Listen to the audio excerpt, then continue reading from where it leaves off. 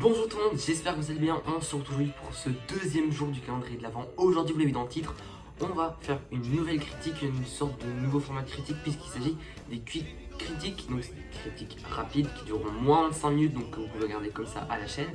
Aujourd'hui, vous l'avez vu dans le titre, on va parler de Klaus. On va dire Klaus, comme ça, c'est bon. Tout d'abord, il faut savoir que c'est un film d'animation produit par Netflix, sorti en 2019, donc c'est pas un film récent, mais il a moins d'un an puisqu'il est sorti, je pense, à la mi-décembre 2019, si je me trompe pas.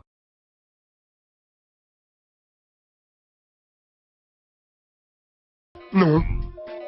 Donc aujourd'hui, je vais vous parler de son histoire parce que le but de Klaus, en fait, c'est de raconter l'histoire du Père Noël. Sans trop vous spoiler, évidemment, parce que le but, c'est d'écrire le conte.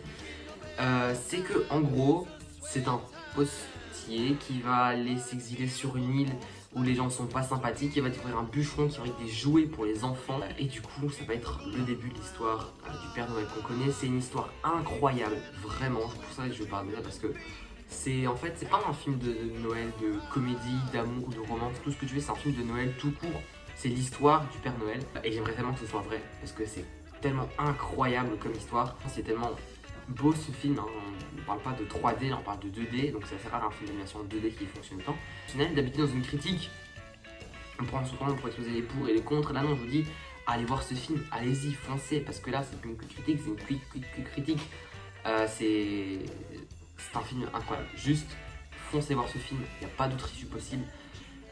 Qu'est-ce que je peux dire de concernant ce film? Oui, un truc que j'adore aussi, c'est qu'au début, quand le postier, j'espère, si je me trompe pas, il s'appelle J'espère.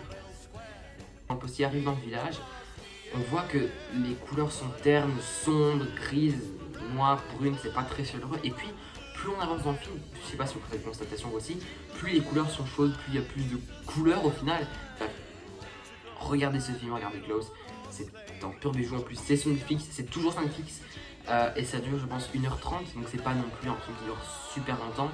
Donc si vous avez une petite heure devant vous, franchement foncez regardez, c'est tout ce que je peux vous dire ici. Donc voilà, vidéo plus courte ce deuxième jour, puisque je prépare des gros trucs pour le reste du calendrier de l'Avent. C'est pas me dire ce que vous pensez, et si vous l'avez vu, ce que vous en pensez, je pense que vous connaissez la chanson. Je vous dis à très bientôt, passez une excellente soirée, salut tout le monde.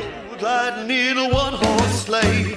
So giddy up, jingle horse, and pick up your feet. Jingle around the clock.